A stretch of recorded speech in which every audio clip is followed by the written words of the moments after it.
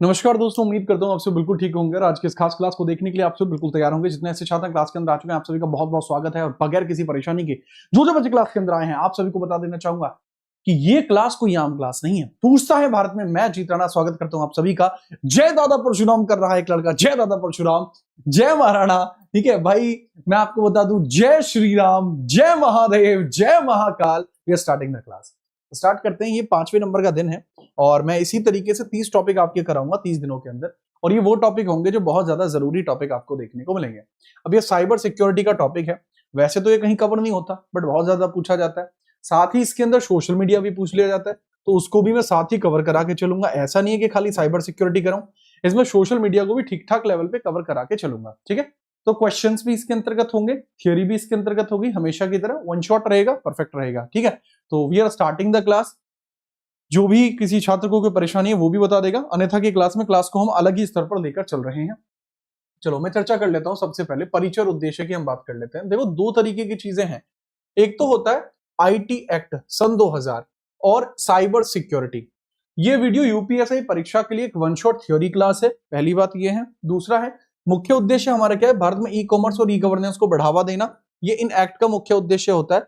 Cyber अपराधों को नियंत्रित करना और कानूनी ढांचा बनाना, इलेक्ट्रॉनिक रिकॉर्ड्स को कानूनी मान्यता देना और सुरक्षित साइबर वातावरण बनाना, और साथ में सोशल मीडिया पर चर्चा करना। ठीक है, चलो दूसरा पॉइंट इसमें यह होता है, जो आईटी एक्ट है ये ऑलरेडी आपका पड़ा हुआ है यूट्यूब पर।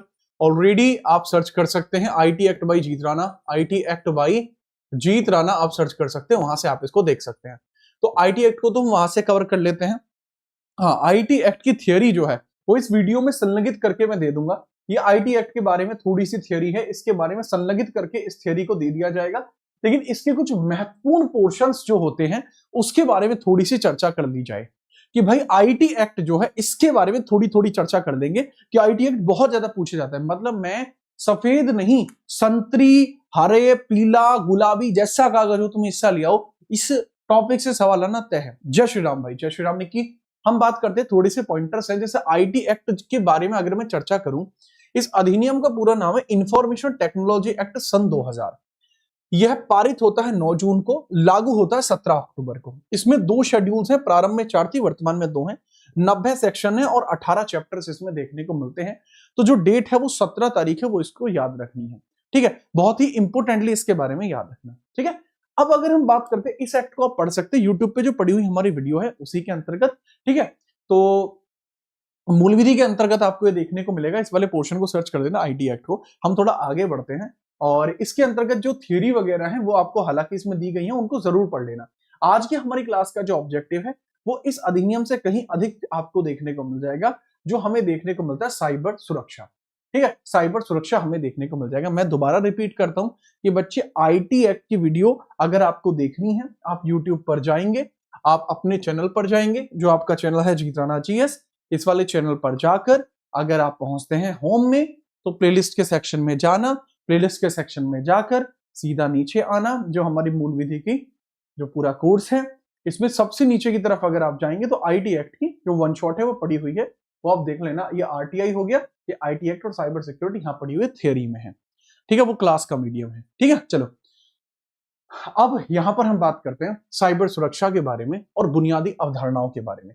यहां से टॉपिक की स्टार्टिंग होती है, तो दोनों एग्जामों के लिए जरूरी है, यूपीएसआई के लिए भी और यूपी पुलिस के लिए भी। जो बच्चा आईटी एक्ट देख चुका है, कमाल की बात है। पीडीएफ कहां मिलेगी सर? ये पीडीएफ आपको हमारे टेलीग्राम चैनल जीत राणा जीएस पर देखने को मिल जाएगी। जीत राणा जीएस पर आपको यह पीडीएफ देखने को मिल जाएगी, जो अपना टेलीग्राम चैनल है। चलो, पहला है सर, कंप्यूटर लक्ष्य की भांति है, कंप्यूटर पर हमला हुआ। दूसरा है, कंप्यूटर हथियार है, कंप्यूटर ने हमला करा।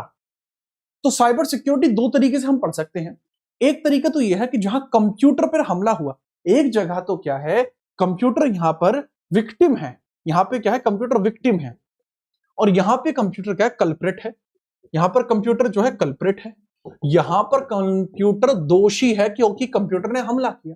यहां पर जो कंप्यूटर है वो क्या है सर? सर कंप्यूटर यहां पर देखने को मिलता है विक्टिम है, मतलब यह क्या है, पीड़ित है। तो कंप्यूटर दोनों प्रकार से हो सकता है, ये पीड़ित भी हो सकता है और ये दोषी भी हो सकता है।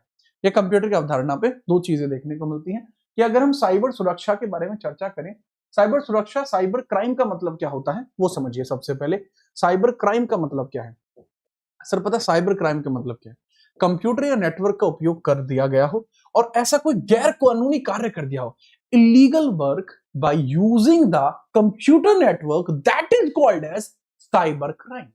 क्या है साइबर क्राइम? कंप्यूटर का यूज करके कोई गैर कानूनी कार्य कर दिया गया है, दैट इज साइबर क्राइम। मैं आपको बता देना चाहूंगा कि साइबर क्राइम किसको कहा जाता है? कंप्यूटर का यूज करके अगर कोई गलत काम कर दिया जाए, ठीक है, याद रखेंगे, बहुत बढ़िया। कंप्यूटर का यूज करके कोई भी गलत कार्य, illegal work by using, illegal work by using, illegal work by using computer, by using computer. अगर कंप्यूटर का यूज करके हम कोई इलीगल काम करते हैं तो इसी को साइबर क्राइम, साइबर अपराध कहा जाता है। क्लियर है? अगर इसके बारे में हम बात करें कि साइबर क्राइम की जितनी भी घटनाएं हैं उनको देखना किसके जिम्मेदारी है, it came under the home ministry, it came under home ministry. तो cyber crime came under home ministry. तो साइबर क्राइम किसके अधीन आता है? Cyber crime came under home ministry, came under home ministry, home ministry. ये home ministry के अधीन आपको देखने को मिल जाएगा। किसके अधीन है भाई? सर साइबर क्राइम हमें देखने को मिल जाएगा होम मिनिस्ट्री के अधीन देखने को मिलता है। साइबर क्राइम होम मिनिस्ट्री के अधीन आता है, ठीक है, याद रखते हैं। अब ये दो चीजें आपको पता लगी कि साइबर क्राइम दो तरीके से हो सकता है, या तो कंप्यूटर हमला कर सकता है, कंप्यूटर पे हमला हो सकता है, ठीक है। चलो आगे हम बात करते हैं। अगला सवाल ये है दूसरा कि साइबर सुरक्षा को रोकने के प्रयास के लिए आपके कई सारे पॉलिसीज भी आई हैं। ये पेपर में सवाल इतना प्यारा बन सकता है ना, इससे अगर मैं होता ना बहुत अच्छा सवाल बनाता, ठीक है। चलो तो इसके बारे में बात बताता हूं, जैसे कि CERTIN 2004 में computer emergency response team, computer emergency response team जो आती है, ये साइबर सुरक्षा को रोकने के प्रयास हैं जो भारत के द्वारा किए गए हैं, ठीक है। चलो अगर हम बात करते हैं, बताता हूं इसके बारे में। CERT का क्या है? Computer emergency, computer emergency, emergency जेंसी रेस्पॉन्स टीम, रेस्पॉन्स टीम बनाई जाती है, रेस्पॉन्स टीम बनाई जाती है, इसको बोलते हैं CERT, computer emergency response team. कब बनाई गई है? 2004 में। Computer emergency response team CERT बनाई जाती है 2004 में। बहुत बहुत प्यारा ये आपको देखने को मिलेगा, ये आता है, ठीक है। दूसरा है ISEA बनाया जाता है 2005 में। कहीं भी कंप्यूटर से रिलेटेड अगर कोई भी मामला फंसता है, ठीक है, कभी कभी कोई भी मामला फंसता है तो वो CERT का देखने की जिम्मेदारी थी 2004 में। मामला काबू में नहीं आया, कंप्यूटर ने काबू नहीं दिया, तो फिर हमने ISEA का गठन करता है। इसका क्या है? Information security education and awareness, information security in information, information security, security in education and, education and awareness, in education and awareness आपको देखने को मिल जाएगा कि भाई इंफॉर्मेशन सिक्योरिटी हम देखते हैं एजुकेशन और अवेयरनेस में। ये 2005 की एक पॉलिसी है, this is the policy of 2005। ये कहां की पॉलिसी है? 2005 की पॉलिसी है, ठीक है, क्लियर है। उसके बाद आपकी नेशनल साइबर सिक्योरिटी पॉलिसी आती है 2013 में। ये नेशनल साइबर सिक्योरिटी पॉलिसी आती है 2013 में, national cyber security policy, cyber security policy आती है, और ये आती है कब भला? 2013 में। ये नेशनल साइबर सिक्योरिटी पॉलिसी कब आएगी? Sir national cyber security policy 2013 में आपको देखने को मिल जाएगी। इस बारे में भी पूरा पॉइंटर आप याद रखना, ठीक है, याद रखिएगा बगैर परेशानी के। इसका ऑब्जेक्टिव क्या था? ऑब्जेक्टिव की अगर मैं चर्चा करता हूं कि ऑब्जेक्टिव हमें क्या देखने को मिला, सीधे तौर पर बताइए, व्हाट वाज द ऑब्जेक्टिव? विदेशों में समन्वय और शिक्षा के जरिए अपराध रोकना, विदेशों में समन्वय और शिक्षा के जरिए अपराध रोकना, ठीक है। मतलब इसका ऑब्जेक्टिव क्या था? इन सभी पॉलिसीज का ऑब्जेक्टिव क्या था? कि हम विदेशों की सहायता भी लें, भारत के ज्ञान का भी यूज करें, और जो साइबर क्राइम हो रहा है उसको हम रोक दें। इसका objective was very clear, to stop cyber crime, to stop cyber crime, stop cyber crime. हम साइबर क्राइम को रोकें, भले ही उसके लिए हमें विदेशों से कोऑर्डिनेशन करना पड़े और शिक्षा के जरिए अपराध को रोकना हो। हम साइबर क्राइम को स्टॉप करने के लिए क्या? पहला है coordination with foreign, coordination with foreign, coordination with foreign आपको देखने को मिलेगा, फॉरेन आपको देखने को मिलेगा, फॉरेन। और दूसरा काम इसके अंदर क्या है? यूज एजुकेशन, एजुकेशन को यूज करना है। जैसे अगर मैं आपको एग्जांपल के लिए बताऊं, क्या सर साइबर क्राइम से क्या कोई युद्ध हो सकता है? अगर मैं आपको बताऊं कि पहले अभी रिसेंट में इजराइल ने रशिया पर अटैक किया था, इजराइल अटैक रशिया, और उसने एक टेक्नोलॉजी को यूज किया, स्पाइडर वेब। उसने एक टेक्नोलॉजी को यूज किया, स्पाइडर वेब टेक्नोलॉजी। तो वो एक प्रकार से बॉट थे, हवा में उड़ रहे बॉट थे, वो साइबर हमला ही माना जाएगा क्योंकि उसमें कोई मानव शामिल नहीं था। एक मिलिट्री साइबर अटैक था वो। एक नया टर्म इंट्रोड्यूस होगा, मिलिट्री साइबर अटैक जिसको कहा जाएगा, वो बहुत जल्द ही इंट्रोड्यूस होने वाला है। तो वही चीज आपको यहां भी देखने को मिली है। मेरे ख्याल से आप ये चीज भी समझ पाए होंगे, कोई दिक्कत तो नहीं है इस वाली चीज में भी? Are you understanding this? Yes sir. नाम क्या था उसका? स्पाइडर वेब अटैक इसराइल ने किया था रशिया पर। ठीक है, चलो जय माता दी, जय माता दी। आगे बढ़ते हैं, आगे देखिए। पहला साइबर स्टेशन कहां बना है? कर्नाटका में। उत्तर प्रदेश का साइबर जो हेडक्वार्टर है, साइबर स्टेशन हेडक्वार्टर है, वो कहां पर है? लखनऊ में। कृपया करके नोट करिएगा इसको। पहला साइबर थाना कर्नाटक में, बेंगलुरु के अंदर। भारत के अंतर्गत उत्तर प्रदेश राज्य का साइबर हेडक्वार्टर लखनऊ में। दोनों को याद रखना। ओके, आगे हम चर्चा करते हैं। हैकर्स होते हैं कुछ। हैकर है भाई, हैकर है, हैकर है, हैकर है, जैसे मैं हूं हैकर है भाई, हैकर है। और मैं हैकर क्यों? क्योंकि भाई मैं आपको इस लेवल पे पढ़ाता हूं कि बच्चे पेपर में से आने के बाद कहते हैं कि क्या पढ़ा दियो मां, सब सीधा पेपर में आ रहा है जी। हैकर है भाई, हैकर है।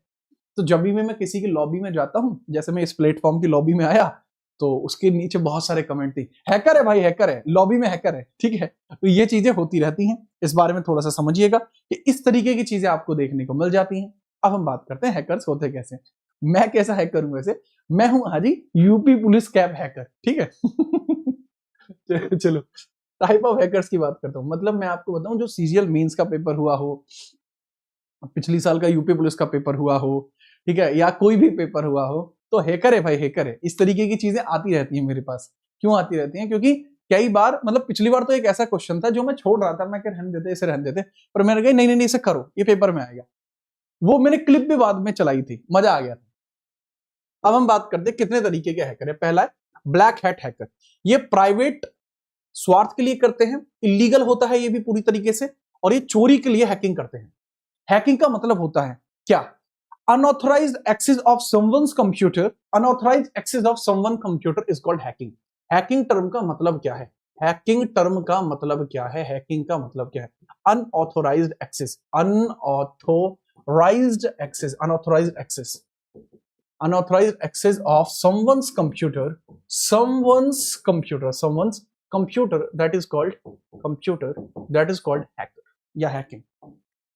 किसी के कंप्यूटर पर, किसी के कंप्यूटर पर बगैर उसकी आज्ञा के, किसी के कंप्यूटर पर बगैर उसकी आज्ञा के, किसी के कंप्यूटर पर, किसी के कंप्यूटर पर, कंप्यूटर पर, किसी के कंप्यूटर पर बगैर उसकी आज्ञा के, बगैर उसकी आज्ञा के कब्जा करना, बगैर उसकी आज्ञा के कब्जा करना, आज्ञा के कब्जा करना।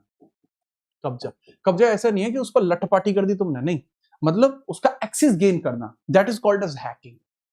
ठीक है, चलिए अगर हम बात करते हैं जो मेजर आपको देखने को मिलते हैं, मेजर, जो मेजर आपको देखने को मिलते हैं वो ये हैं, दीज आर मेजर। ये मुख्य हैं जो मेजर है, ये मेजर है। बाकी के तीन क्या है? ये कई बार आपको देखने को मिलते हैं, इन्हीं के उप प्रकार हो सकते हैं। बताता हूं कैसे। मुख्य तो ये तीन ही हैं आपके, मेजर तो तीन ही प्रकार के हैं। पहले होते हैं जो करते हैं, इनकी कुछ फीचर्स होते हैं। ब्लैक हैट हैकर जो होते हैं सिर्फ इंडिविजुअल होते हैं, इंडिविजुअल होते हैं। मतलब ये क्या होते हैं? निजी होते हैं, निजी। प्राइवेट होते हैं, प्राइवेट। ठीक है। दूसरा है ये मतलब पूरी तरीके से इलीगल है, और ये पैसे के लिए काम करते हैं, पैसे के लिए काम करते हैं, पैसे के लिए काम करते हैं, वर्क फॉर मनी, पैसे के लिए काम करते हैं, वर्क फॉर मनी। इनका तरीका गलत होता है, रॉन्ग मीडियम होता है, तरीका भी गलत होता है, और ये इलीगल भी है। पहली बात, ये इलीगल है और इनका तरीका गलत है। रॉन्ग मीन्स इनके होते हैं, रॉन्ग मीन्स इनके होते हैं। यहां भी लिखा है निजी स्वार्थ और चोरी के लिए हैकिंग करने वाले गलत तरीके के हैकर होते हैं, इनको ब्लैक हैट हैकरवा कहा जाता है। ठीक है, याद रखना। दूसरा है व्हाइट हैट हैकर। सरकार या संस्था के लिए कानूनी रूप से काम करते हैं, ये एथिकल काम करते हैं, एथिकल। ये हैकिंग को रोकने का काम करते हैं, ये गवर्नमेंट के लिए काम करते हैं, अच्छे लोग होते हैं। ये गवर्नमेंट के लिए काम करते हैं, गवर्नमेंट के लिए काम करते हैं, अच्छे लोग होते हैं। फिर ग्रे हैट होकर कमी ढूंढते हैं और कभी कभी पैसे भी मांगते हैं, दोनों का मिश्रण है। तो इनको क्या कहा जाता है? टेस्टर होते हैं, एक तरीके से टेस्टर होते हैं। ये ढूंढते हैं कमियां, ये सिस्टम की कमियां ढूंढते हैं। ठीक है, चलो तो याद रखना, ग्रे हेड जो होता है ये आपके ढूंढते हैं, कमी ढूंढते हैं, कमी ढूंढते हैं, टेस्टर्स होते हैं, ढूंढते हैं, ये टेस्टर होते हैं, किसी भी प्लेटफॉर्म को टेस्ट करते हैं, टेस्टर्स होते हैं। ये पैसे के लिए भी काम कर लेते हैं, सरकार के लिए भी। ठीक है, तो ये संस्थाएं होती हैं, दीज आर संस्थाएं। ये मेजरली संस्थाएं होती हैं, ये पैसे और सरकार दोनों के लिए काम कर देती हैं। ये पैसे के लिए भी काम कर लेती है, सरकार के लिए भी काम कर देती हैं। एक तरीके से देखा जाए तो जो बीटा वर्जन्स होते हैं उनको चेक करने का काम यही करते हैं। ठीक है, चलो याद रखना। ग्रे हैकर हाइब्रिड होता है, आय हाय हाय। अच्छा, अगर हम बात करते हैं फिर ब्लू हैट होता है, ये सिक्योरिटी टेस्टर्स बोलते हैं। ब्लू हैट को सिक्योरिटी टेस्टर बोलते हैं, और रेड हैट जो होते हैं ये होते हैं जो होते ही अच्छे हैं। रेड हैट अच्छे होते हैं बट ये गलत तरीके से सही काम करते हैं। रेड हैट जो होते हैं इनके मतलब होते तो ये व्हाइट की तरह ही है, लाइक व्हाइट होते हैं, लाइक व्हाइट होते हैं, लाइक व्हाइट ही होते हैं। अच्छे हैकर होते हैं ये भी, लाइक व्हाइट होते हैं, बट इनका तरीका जो होता है वो आक्रामक तरीका होता है, सिस्टम पाड़ देंगे वाला तरीका होता है इनका। तो याद रखना, इनका आक्रामक तरीका देखने को मिलता है, आक्रामक तरीका होता है इनका, आक्रामक तरीका इनका आपको देखने को मिल जाएगा।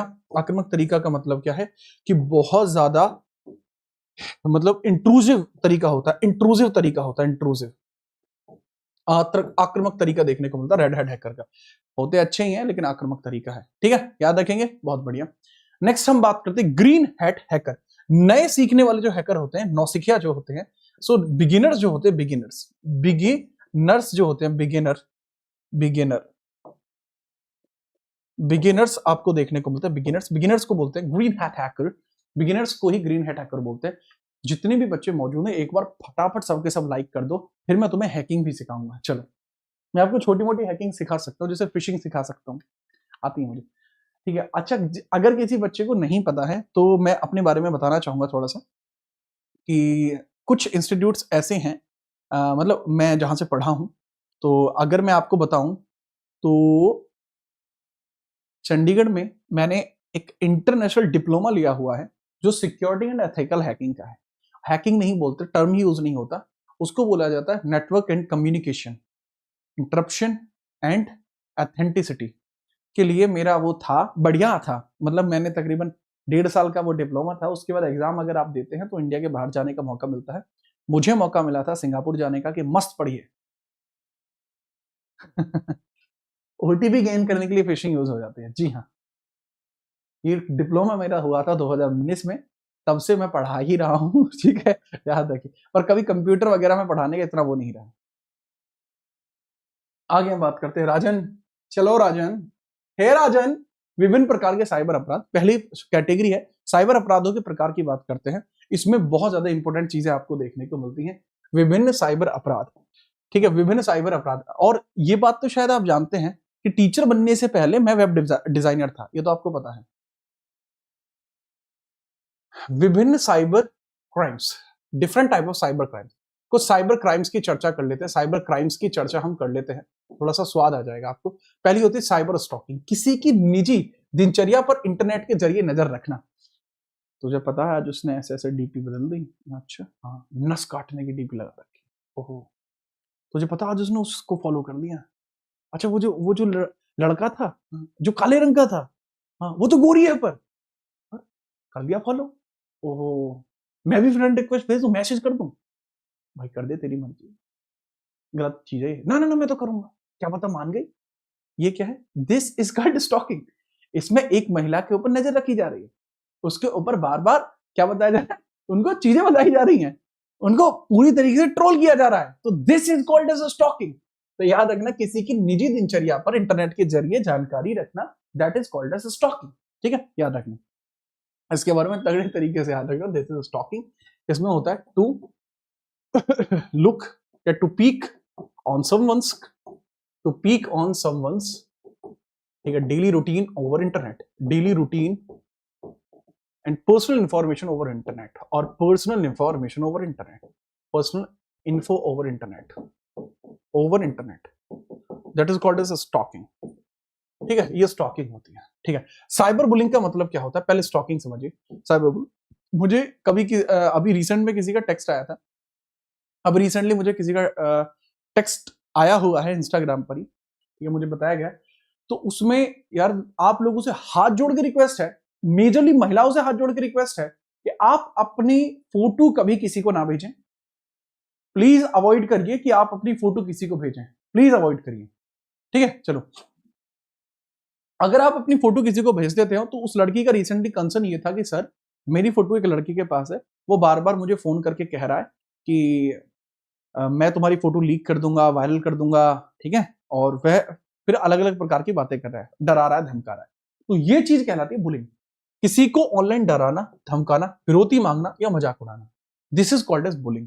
ठीक है, याद रखना, किसी को ऑनलाइन थ्रेट्स, इसको ऑनलाइन थ्रेट बोलते हैं, online threat is called as bullying. Online threat is bullying, bullying नहीं की जानी चाहिए।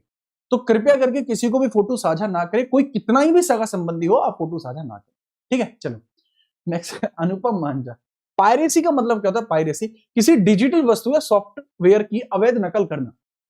जैसे कि जब आप इंटरनेट पे सर्च करते हो जीत राणा जीएस, तो आपको बहुत सारे चैनल देखने को मिल जाते हैं जिन्होंने फोटो भी मेरा यूज किया हुआ है, वीडियो भी मेरी डाली हुई है, पैसे खुद के छाप रहे हैं। इसको क्या कहा जाता है? This is called as piracy. ठीक है, चलिए, this is called as piracy, किसी डिजिटल वस्तु या सॉफ्टवेयर की अवैध नकल करना।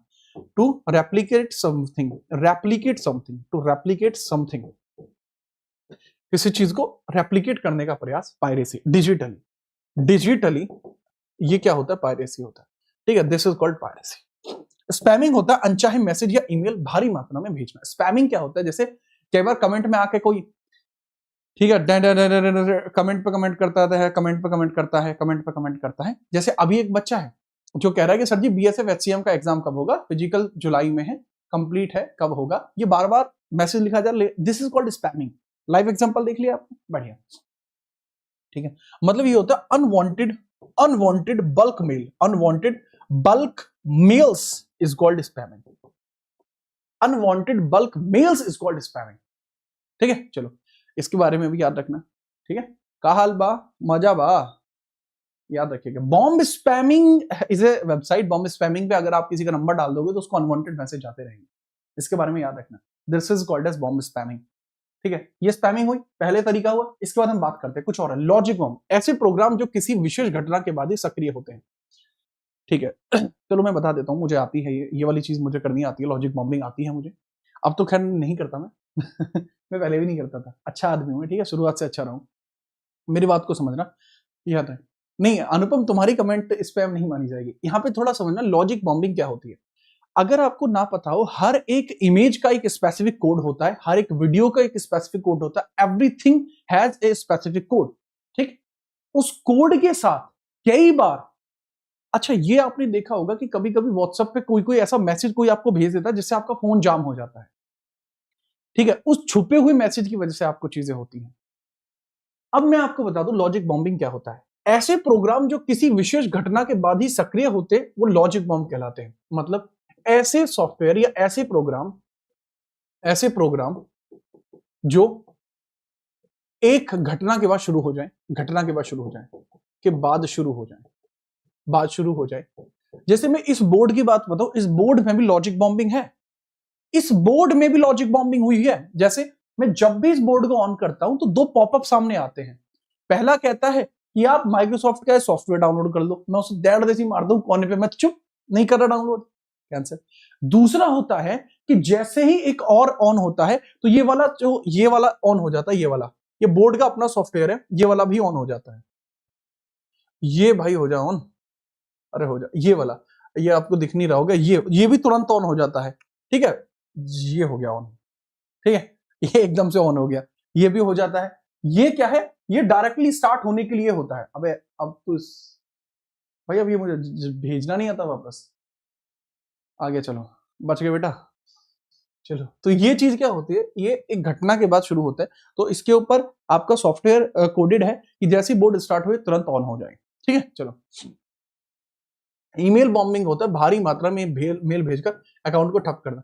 अकाउंट की स्टोरेज फुल कर देते हैं, अकाउंट की स्टोरेज फुल कर देते हैं, जिससे कि ईमेल जो होता है वो अब और मैसेज अपने रिसीव नहीं कर सकता। डेटा डिडलिंग क्या होता है? रॉ डेटा में छेड़खानी करना ताकि प्रोसेस के बाद भी वह गलत रहे। ठीक है, data diddling, change in data, change in data, data के अंदर परिवर्तन ऐसे कर देते हैं ताकि अगर उसको प्रोसेस भी किया जाए उसके बाद भी वो गलत ही रहे। ठीक है, चलो, रोहित राठौड़, आपके प्रणाम को स्वीकार किया जाता है। ठीक है, चलिए आगे हम बात करते हैं फिशिंग। असली जैसा दिखने वाली नकली वेबसाइट बनाकर पासवर्ड चुराना। ठीक है, ओटीपी चुराना, ओटीपी चुराना, या इस प्रकार की अन्य घटनाओं को अंजाम देना, या इस प्रकार की अन्य घटनाओं को अंजाम देना फिशिंग कहलाता है। मतलब असली जैसी दिखने वाली नकली वेबसाइट बनाना। कई बार आप देखते हो इंस्टाग्राम पे आपको ऐड आते हैं कि आईफोन कमाइए मात्र 50 रुपए में, या आईफोन देखिए 2000 रुपए का, 1000 रुपए के जूते मात्र 1 रुपए में, ये आते हैं। उस पर अगर आप क्लिक करते हैं वो फिशिंग होती है। आपको लगता है कि आप अमेजोन से खरीद रहे हैं, आप अपनी डिटेल कहीं और भर देते हैं, फिर बाद में आपकी धप्पा हो जाती है अकाउंट में, जो आपकी माइनस के 30 रुपए हैं वो देखने के बाद हैकर भी डर जाता है, वो आपकी -30 की जगह -5000 कर देता है। तो ये चीज आपको देखने को मिल जाती है। थोड़ी सी गलत प्रकार से इनके बारे में आपको थोड़ा समझना होगा। और भी होते हैं। साइबर अपराध होता है एक प्रकार का, की लॉगिंग होता है। की लॉगिंग आपको देखने को मिलता है कीबोर्ड पर दबाए गए बटनों को रिकॉर्ड कर पासवर्ड चोरी करना। अगर आपके कीबोर्ड के अंदर, अगर आपके कीबोर्ड के अंदर किसी ने की लॉगर डाल दिया, की लॉगर कैसा होता है मैं दिखाता हूं तुम्हें, पढ़ा तो था की लॉगर यार, मिल गया। कई बार क्या होता है, की लॉगर्स होते हैं ऐसे, ऐसे की लॉगर्स होते हैं, ठीक है, ये आपके सिस्टम में डल जाएगा, की लॉगर डल जाएगा, और जैसे की लॉगर आपके सिस्टम में डाला, कनेक्ट हुआ की लॉगर, तो अब जितनी भी की प्रेस की जाएंगी, जितनी भी की प्रेस की जाएंगे, वो सारे के सारे इसमें पता लगती रहेंगी, तो इससे पासवर्ड चोरी हो जाता है, ठीक है, रिकॉर्ड प्राप्त हो जाता है, सारे के सारे जो बटन है वो जितने भी दबाओगे इसमें सेव होता जाएगा, ठीक है। चलो नेक्स्ट है ट्रोजन हॉर्सेस, ऐसे सॉफ्टवेयर जो दिखता कुछ और है पर अंदर से सिस्टम को नुकसान पहुंचा देता है, ठीक है। हाथी के दांत खाने के और दिखाने के और, इनको कहा जाता है ट्रोजन, ठीक है। बन के कुछ और आएंगे जाएंगे और वो वास्तविकता में कुछ और दिख जाएंगे, ठीक है। तो ये याद रखना ट्रोजन हॉर्स होते हैं कि मैंने तो उसको वो समझा था, वो तो वो निकली, ठीक है, याद रखना। तो ये भी आपको देखने को मिलता है, ट्रोजन हॉर्स होता है। आप किसी से मूवी लेते हो फोन में और आपको तो लगा ये मूवी चल रही है, जब तक वो मूवी चल रही है बैकग्राउंड में कोई और प्रोसेस चल रही है, ठीक है। चलो याद रखेंगे। वॉर्म की बात करते हैं, वह प्रोग्राम जो अपनी प्रतियां खुद बनाता है और सिस्टम स्लो कर देता है। वॉर्म होता है, इसको बोलते हैं राइट वंस रीड मैनी, इसको बोलते हैं राइट वंस रीड मैनी। ये अपने आप को सेल्फ रेप्लिकेट करता जाता है, ये अपने आप को सेल्फ रेप्लिकेट करता जाता है, जिसकी वजह से सिस्टम स्लो पड़ जाता है। ये अपने आप को सेल्फ रेप्लिकेट करता जाता है, जिसकी वजह से क्या होता है, सेल्फ रेप्लिकेट की वजह से क्या होता है, सिस्टम स्लो पड़ जाता है, क्योंकि कॉपियां बनाता चला जाता है, अपनी अनगिनत कॉपियां बना देता है, जिससे सिस्टम स्लो पड़ जाता है। अजय कुमार प्रणाम। फिर होता है वेब जैकिंग, वेबसाइट को हाईजैक करना और फिरौती मांगना, इसको वेब जैकिंग बोलते हैं। वेब के ऊपर जैक लगा दिया, वेबसाइट को हैक कर लिया जाता है, फिर क्या मानी जाती है भैया, इसको माना जाता है हाईजैक करना, मतलब फिर मांगी जाती है ransom, demand of ransom, demand of ransom, demand of ransom, demand of ransom, ransom की डिमांड करना कि भाई पैसा चाहिए पैसा, ठीक है। तो इसके बारे में याद रखना। दूसरा आपको देखने को मिलता है स्पूफिंग, बिना जानकारी के किसी का डेटा एक्सेस करना, इसको स्पूफिंग बोलते हैं। Unwanted access without knowledge, wifi के पासवर्ड की हैकिंग इसी में आती है, जैसे वाईफाई हैकिंग, वाईफाई हैकिंग यहीं पर आएगी, वाईफाई हैकिंग, ठीक है। अनऑथराइज्ड एक्सेस होता है, ये अनऑथराइज्ड एक्सेस होता है, unauthorized access without knowledge of the owner, बगैर बताए किसी के डेटा के ऊपर अपना अधिकार कर लेना, इस चीज को क्या कहते हैं sir, that is called as spoofing, यही स्पूफिंग है, ठीक है। चलो आपने इसको समझ पाए बच्चे, आगे बात करते हैं सर, आगे बात। नेक्स्ट अगला सवाल ये रहा। नेक्स्ट हम बात करते हैं पिग बचरिंग होती है, स्टॉक मार्केट के नाम पर पैसे ठगना। इसको मैं बेस्ट एग्जांपल बताता हूं। आजकल क्या होता है, जैसे टेलीग्राम में कोई भी जाता है तो टेलीग्राम में नीचे मैसेज आ रखा होता है, हालांकि मैंने तो अपने टेलीग्राम के ऑफ कर दिए हैं, ठीक है, मैंने अपने टेलीग्राम में ऑफ कर दिए हैं। मेरे टेलीग्राम में आपको नीचे टेक्स्ट आपको नहीं देखने को मिलता, वरना यहाँ नीचे टेक्स्ट देखने को मिलता है, ठीक है। और जो लोग कहते हैं ना कि इसको बंद नहीं किया जा सकता, भैया टेलीग्राम के नीचे जो मैसेज आते हैं इनको बंद किया जा सकता है। अगर आपको ना पता हो तो मैं बता रहा हूँ, ये बंद हो सकते हैं, ठीक है। अगर कोई सामने वाला व्यक्ति चाहेगा तो बंद हो सकते हैं, मैं आपको रियलिटी दिखा दूंगा, फिर आप भी सोचोगे कि सर क्या बात कर रहे हो। देखो मैं तुम्हें सच्चाई दिखाता हूँ आज। टेलीग्राम के ऊपर आप क्लिक करेंगे तो उससे रेवेन्यू बनता है, रेवेन्यू तो मैं यहाँ दिखा नहीं सकता, मतलब दिखा सकता हूँ, मुझे इशू नहीं है, बट वो दिखेगा नहीं वेब के होने की वजह से। मैं आपको बता देता हूँ कि टेलीग्राम से भी रेवेन्यू बनते हैं, टेलीग्राम से भी रुपए बनते हैं। अगर मैं आपको सच बताऊं तो अभी हमारे टेलीग्राम से कितने रुपए बने हैं वो मैं बता रहा हूं अब तक, अब तो बनेंगे ही नहीं, अब आगे हमारे टेलीग्राम से कोई रुपया नहीं भरेगा। अभी तक इससे मैंने बनाए हैं, टेलीग्राम से बने हैं $118, $118 बने हैं 2 महीने के अंदर टेलीग्राम से, ठीक है, 2 महीने के अंदर $118 बने हैं। लेकिन बच्चे अगर वो $118 मुझे और चाहिए होते तो मैं यहाँ ऐड लगा देता, जिससे कि बच्चे उस पर क्लिक करते, तो मुझे उसके पैसे आते। बट मुझे पता है बच्चे उसकी वजह से परेशान होते हैं, इस वजह से हमारे टेलीग्राम पे कोई ऐड नहीं आते, हमने उनको हटा दिया है क्योंकि हमें उससे पैसे नहीं चाहिए। ठीक है, ये सच बात है। जो कहते हैं कि इसको नहीं हटाया जा सकता वो झूठ बात, हटाया जा सकता है। पिग बुचरिंग क्या होता है? वही चीज, स्टॉक मार्केट के नाम पर पैसे ठगना। आपसे कहा जाएगा कि हाँ भाई यहाँ पर आप जो है ना, यहाँ पर आप हमें बताना कि क्या हो रहा है, कैसे हो रहा है ना, स्टॉक मार्केट में पैसे लगा दे, पैसे तेरे एक का डबल हो जाएगा, एक का डबल हो जाएगा। तो वो चीज आपको देखने को मिलती है। स्टॉक मार्केट के नाम पर इधर पैसा ठगा जाता है। क्या ठगा जाता है? पैसा ठगा जाता है। ठीक है, याद रखना। दूसरा होता है बौद्धिक संपदा अपराध, किसी के डेटा को चुराकर अपना बनाना। This is called as intellectual property right crime. Intellectual property right crime आपका ये होता है, इंटेलेक्चुअल प्रॉपर्टी राइट क्राइम होता है। ठीक है, चलो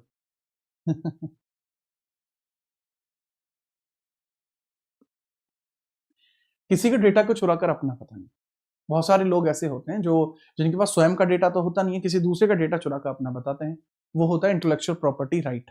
ठीक है, चलो नेक्स्ट हम बात करते हैं साइबर जालसाजी, फर्जी डिजिटल दस्तावेज बनाना। आपने देखा होगा कि बहुत सारे लोग आधार कार्ड में अपना नाम चेंज करा लेते हैं। जैसे बहुत सारे लोग हैं, जैसे क्लास के अंदर एक बच्चा आप देख लीजिए, एक बच्चे का नाम यहाँ अमन है, अमन कल को अपना नाम चेंज करके गजोधर कर दे कि हाँ भाई आधार कार्ड में गजोधर रहेगा, असली नाम अमन है। कोई पकड़ भी लेगा तो लोगों को लगेगा गजोधर पकड़ लिया, लोगों को लगेगा गजोधर पकड़ लिया, लेकिन बाद में पता लगी कि वो तो अमन था। तो लोग अपने आधार कार्ड पे नाम चेंज कर लेते हैं, वो चीज भी गलत है। साइबर मानहानि हैरासमेंट, ऑनलाइन किसी का अपमान करना, ये साइबर मानहानि होती है। जैसे अभी कोई पोस्ट डाल दे, कि मेरे बारे में अगर कोई पोस्ट डाल देता है कि ऐसे ऐसे जीत राणा सर जो है ये ऐसे आदमी हैं, ये बच्चों को पहले ही पढ़ा रहा है, फ्री में पढ़ा रहे हैं, जबकि टीचर पैसे ले रहे हैं, और हम जीत सर से खुश नहीं है क्योंकि ये तो कंपटीशन बढ़ा रहे हैं। मेरे तो अपमान हो गया, अघोर अपमान, अब मुझे मेरा मूड खराब हो गया। तो ये साइबर हरासमेंट है, ये मानहानि है, कैसी भी साइबर वाली मानहानि है, तो ये नहीं होना चाहिए। ठीक है, चलो याद रखिएगा। आगे हम बात करते हैं, जी भी देखने को मिलती है। अब थोड़ा सा इसके अंतर्गत और थोड़ी सी बात कर लेते हैं, थोड़े से कुछ और चीजें भी हम देख लेते हैं, इसके बाद हम क्वेश्चंस की बात करेंगे। ठीक है, ये साइबर के बारे में इतना याद रखें, ठीक बात है। चलो इसके बाद जो अगला पॉइंट होता है, आपको सोशल मीडिया वगैरह के बारे में भी जानना होता है। तो अब हम क्या काम करते हैं, सोशल मीडिया के बारे में भी थोड़े से क्वेश्चंस हम कर लेते हैं। Now we are going to attempt some questions related to the social media, related to the internet, social media and cyber security. इनसे रिलेटेड थोड़े क्वेश्चंस करते हैं। ठीक है, याद रखिए थोड़ा सा इनके रिलेटेड थोड़े क्वेश्चंस करते हैं, 3 टॉपिकों के। ओके, रेडी हो? आंसर बेटा ऐसे होने चाहिए ना कि रूह कांप जाए आंसर सुनने वालों की। अब तुम लेवल रखना। अच्छा, मैं आईटी एक्ट जो है वो यहां पे छोड़ देता हूं, ताकि जब आप ये पीडीएफ डाउनलोड करो तो आईटी एक्ट का शॉर्ट में भी आपको मिल जाए। ठीक है, वो अच्छा लगेगा, आपको भी पढ़ने में मजा आ जाएगा आपको। मैं खुद से छोड़ दे रहा हूं ताकि आप पढ़ पाओ। ठीक है,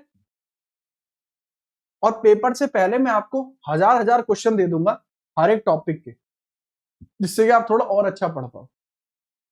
ठीक है भाई, लीजिए पहला सवाल आपके सामने फेंक के मारा है मैंने। अब आपके जो क्वेश्चंस आएंगे वो 3 टॉपिकों के आएंगे, इंटरनेट के आएंगे, सोशल मीडिया के आएंगे, और यह आएंगे आपके वायरस वगैरह, सिक्योरिटी वगैरह के। ठीक है, चलो नेक्स्ट है, कौन सा सर्च इंजन नहीं है? एक बच्चा कह रहा है रील कैसे वायरल करें? फर्जी चीजें करो, बहुत सारे लोग हैं आजकल तो शिक्षक फर्जी चीजों पर उतर आए हैं। आजकल शिक्षक नहीं देखे तुमने, बेफालतू की फर्जी की मतलब ऐसी हरकत करके रील बनाना जिससे लगे अजीब लगे। बच्चों को तो बढ़िया लगता है, पर इंटेलेक्चुअली वो चीज मेरे लिए पॉसिबल नहीं है। मतलब मैं वो चीज कर नहीं सकता इंटेलेक्चुअली, मैं बच्चों के सामने ये हरकत नहीं कर सकता। मतलब मैं बच्चों को प्रेरणा दे रहा हूं आप जोकर बनो, आप इन चीजों को फॉलो करो, नहीं भैया। मुझे भगवान के पास भी जाना है। अगर भगवान मुझसे पूछेगा अरे भाई तूने क्या करा, बालकों को क्या सिखाया, रील बनाना, जोकर बनाना, जोकर है तू? मैं नहीं जी, वो भी तो है। मैंने देखने को मिलती, लोग करते हैं भाई, आजकल टीचर भी कर रहे हैं, बच्चे तो कर ही रहे हैं, लेकिन टीचर उससे बड़े बच्चे हो रहे हैं, तो वो समझिए। नेक्स्ट है, कौन सा सर्च इंजन नहीं है? Google is a search engine, Yahoo is a search engine, big is a search engine, but Instagram is a social media. Instagram एक सोशल मीडिया है जी, सोशल मीडिया आपको देखने को मिल जाएगी। कई बार पूछा जा सकता है गूगल कब बना? 1997 में लैरी पेज के द्वारा बनाया गया था। लैरी पेज के द्वारा बनाया गया था, लैरी पेज प्लस शर्गी बेन के द्वारा बनाया गया था। शर्गी बेन के द्वारा यह बनाया गया था, शर्गी बेन के द्वारा बनाया गया था और लैरी पेज के द्वारा बनाया गया था। That is correct. ठीक है, चलिए नेक्स्ट हम आगे बढ़ते हैं, अगले सवाल की हम चर्चा करते हैं। नेक्स्ट ये रहा, आपसे पूछा जा सकता है, इसके बारे में याद रखना। ये रहा सवाल, सरकारी वेबसाइट का डोमेन क्या होता है? सरकारी वेबसाइट का डोमेन क्या होता है? ये भी इंटरनेट का बढ़िया क्वेश्चन है। .com commercial website, .gov government website, .org organisation की वेबसाइट है, ठीक है, याद रखना। .edu एजुकेशन की वेबसाइट है, .biz बिजनेस की वेबसाइट है, ठीक है। .in इंडिया की वेबसाइट है, .in किसकी वेबसाइट है? .in इंडिया की वेबसाइट है, इंडिया की वेबसाइट है, ठीक है, याद रखना। .net ये नेटवर्क की वेबसाइट है, नेटवर्क हो जाएगी, नेटवर्क आपको देखने को मिल जाएंगे, ठीक है, याद रखना। तो करेक्ट आंसर है .gov, गवर्नमेंट की वेबसाइट का डोमेन क्या? .gov देखने को मिलेगा, ठीक है। चलो आगे हम बात करते हैं अगले सवाल के बारे में। इसके लिए थोड़ा सा और आपका काम आसान कर दिया। कॉम वेबसाइट होती है, ORG ऑर्गेनाइजेशन, गॉव सरकारी, एड्यू शिक्षण संस्था, नेट नेटवर्क संगठन है, और मिल का मतलब मिलिट्री की वेबसाइट है। मिल का मतलब क्या है? मिलिट्री की वेबसाइट आपको मिल देखने को मिल जाएगी, थोड़ा सा इसके बारे में याद रखें। अगला सवाल ये समझिए, किस वेबसाइट का पथ है? कौन सा वेबसाइट का पथ है? विच वेबसाइट हैज ए पाथ, ठीक है। वेबसाइट पाथ आपको कौन सा देखने को मिलता है? ये बैकस्लैश है या फॉरवर्ड स्लैश है? वेबसाइट के पाथ में कौन सा यूज होता है? HTTPS hyper text transfer protocol, secure टेट है, ढैंड है, www.youtube.com ऐसे youtube.com/@ जीत राणा सर GS। अगर आप इसको सर्च करेंगे // आपको लगा के, तो आपको पता लगेगा कि आप इसी चैनल पे वापस आ जाएंगे। This is called as // theory आपको देखने को मिलता है, वेबसाइट में यूज होता है। / आपको देखने को मिलता है, वेबसाइट में आपका ये यूज होता है, ठीक है, याद रखना। HTML के किसी टैग को बंद करने के लिए कौन सा टैग यूज होता है? मैं आपको बता दूं, यहीं पर आपको समझना। HTML के टैग को बंद करने के लिए, HTML टैग के क्लोजर के लिए, टैग को क्लोज करने के लिए आपका बैकस्लैश यूज होगा। करने के लिए आपका बैक ये भी फॉरवर्ड ही है। ओके फॉरवर्ड ही है भाई, दोनों फॉरवर्ड है। कोड भूल गया था मैं, लिखने के बाद याद आया। इसमें बताओ, ईमेल में स्पैम से आपका क्या मतलब है? What is you meant by spamming in email? आप ईमेल में स्पैमिंग कर रहे हैं, what does that mean? Email में आप स्पैम कर रहे हैं, उसका मतलब क्या है? You are spamming in email, इसका मतलब क्या है? अनुपम बने रहना क्लास में। What do you mean by spamming in email? आप ईमेल में स्पैम करते हो, उसका मतलब क्या है?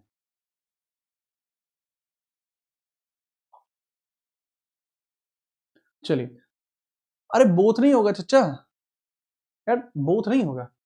अगर हम बात करते हैं अनवांटेड मैसेजेस जो होते हैं, वो कहलाते हैं आपके स्पैम। जो वांटेड मैसेज है वो स्पैम थोड़ी है, याद रखें, अनवांटेड मैसेज स्पैम होते हैं, ठीक है, याद रखेंगे। अगला सवाल की हम चर्चा कर लेते हैं। ये रहा अगला सवाल, पहला बारकोड सिस्टम किसने विकसित किया था? जो पहला बारकोड सिस्टम है यह किसके द्वारा विकसित किया गया था, इसके बारे में बताइए, फटाफट से बताओ।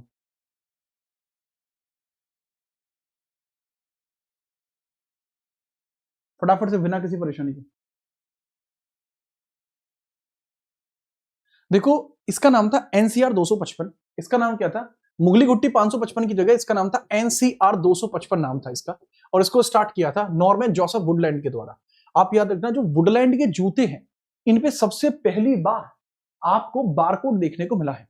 बारकोड देखने को मिला है। बारकोड को रीड करने के लिए बारकोड रीडर होता है। इसको रीड करने का तरीका क्या होता है? एनसीआर को रीड करने के लिए बारकोड रीडर आपको देखने को मिलता है। बारकोड रीडर आपको देखने को मिलता है, जो बार कोडों को आसानी से रीड कर सकता है, ठीक है, याद रखना, बार कोड रीडर देखने को मिलता है। इसमें मैंने बता दिया गया है, नॉर्मन जोसेफ वुडलैंड के द्वारा 1952 में एक मॉर्स कोड पर आधारित एक कोड की खोज की गई थी। ये भाई साहब हैं आपके, जिन्होंने मॉर्स कोड के बेस पर 1952 में नॉर्मन जोसेफ वुडलैंड के द्वारा बारकोड सिस्टम को इंट्रोड्यूस किया गया था। ये सारी बात आपको पता होनी चाहिए, ठीक है। आगे बात करते हैं, जावास्क्रिप्ट प्रोग्रामिंग भाषा कब अस्तित्व में आती है? When was JavaScript came to existence? JavaScript existence में कब आती है? फटाफट बात करते हैं, यह कब आपको देखने को मिलती है? काफी अच्छा, मैं इसमें हिंट देता हूं आपको, जब मिड डे मील योजना शुरू की गई थी। फटाफट बताओ। मिड डे मील योजना कब शुरू की गई थी? मिड डे मील योजना, मिड डे मील योजना कब शुरू की गई थी? मील स्कीम कब शुरू की गई थी? मिड डे मील स्कीम कब शुरू की गई थी? ठीक है, याद रखिए, इसके बारे में बता दीजिए। मैं एक और भयावह भौकाल एक और बात यहां पर मैं अनाउंस करने वाला हूं, वो भी अनाउंस कर देता हूं। मैं अलग से इवेंट तो देखो कर नहीं पाता, मैं आपको झूठ बोलूं भैया, मैं फेक नोटिस तो कर नहीं पाता जैसे बाकी लोग कर देते हैं, बच्चों का बेवकूफ बना देते हैं, बच्चे बेवकूफ बन भी जाते हैं, वो तो मैं कर नहीं पाता। मैं एक छोटा सा अनाउंसमेंट करना चाहूंगा यहीं पर।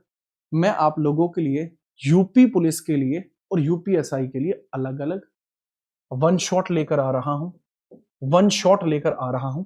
बस आपसे एक छोटी सी बात पूछना चाहता हूं, मैं रिकॉर्डेड करा दूं या लाइव करा दूं? रिकॉर्ड दे दूं या लाइव दे दूं? मुझे बस इतना सा बता दो, रिकॉर्डिंग दे दूं या लाइव दे दूं? वन शॉट मतलब हर चीज की। पॉलिटी की मैं ऑलरेडी डाल चुका हूं, पॉलिटी की मैं दोबारा नहीं डालूंगा। मूल विधि में बीएनएस की डाल चुका हूं, मूल विधि की आएगी, बीएनएस की डाल चुका हूं। बीएनएसएस की रास्ते में अटकी पड़ी है, बीएनएसएस की आने वाली है, हिस्ट्री आने वाली है, और मेरी पसंदीदा ज्योग्राफी की भी आने वाली है, और इको की भी आने वाली है, स्टैटिक की भी आने वाली है। ठीक है, रिकॉर्ड डालू लाइव डालू ये बताते हैं। रिकॉर्ड के लिए बच्चे तैयार हैं, कल हिस्ट्री के लिए तैयार है, कल आ जाएगी। करेक्ट आंसर है जावास्क्रिप्ट में प्रोग्रामिंग लैंग्वेज एग्जिस्टेंस में आती है 1995 में, याद रखना। जावास्क्रिप्ट प्रोग्रामिंग भाषा कब अस्तित्व में आई? 1995 में यह अस्तित्व में आती है, इसके बारे में याद रखना। कब आती है? आपको देखने को मिल जाएगी 1995। नेक्स्ट हम अगले सवाल की बात करते हैं। 1995 में HTML और CSS के साथ, वर्ल्ड वाइड के साथ यह आती है, देखने को मिलती है। लेकिन याद रखना जावास्क्रिप्ट जो है यह आपकी बैकएंड लैंग्वेज होती है। JavaScript is a backend language, ठीक है, याद रखना। यूआरएल का पूरा रूप क्या होता है? यूआरएल का पूरा रूप क्या होता है? यूआरएल का पूरा रूप क्या होता है, इसके बारे में चर्चा कर लेते हैं।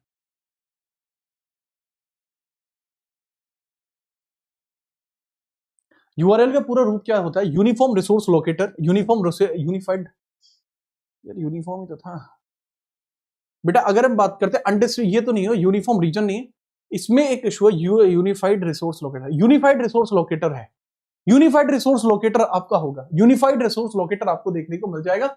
याद यूनिफॉर्म है यार, यूनिफॉर्म रिसोर्स लोकेटर देखने को मिल जाएगा। पहले मैंने सही बोला था, तुम गधों की वजह से गलत हुआ है। बट यूनिफॉर्म रिसोर्स लोकेटर ही है। यूनिफाइड का मतलब होता है भिन्न, बट ये यूनिफॉर्म रिसोर्स लोकेटर है, ठीक है, याद रखिएगा। ठीक है, आगे हम बात करते हैं। जैसे अगर हम बात करते हैं, this is called as protocol hypertext transfer protocol secure. ये होस्ट नेम होता है और बाद में फाइल नेम होता है।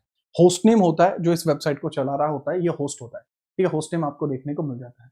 आगे हम बात करते हैं, VRML की पूरी फुल फॉर्म आपको क्या देखने को मिलती है?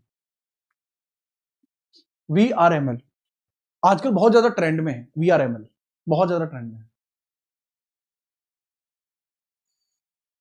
ठीक है, चलो बहुत बढ़िया।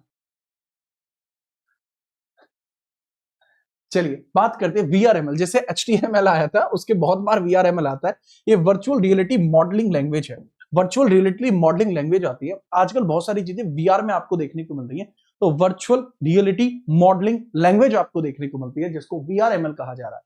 बहुत ज्यादा चर्चाओं में है, थोड़ा याद रखना, सोशल मीडिया पर बहुत ज्यादा प्रचलित है।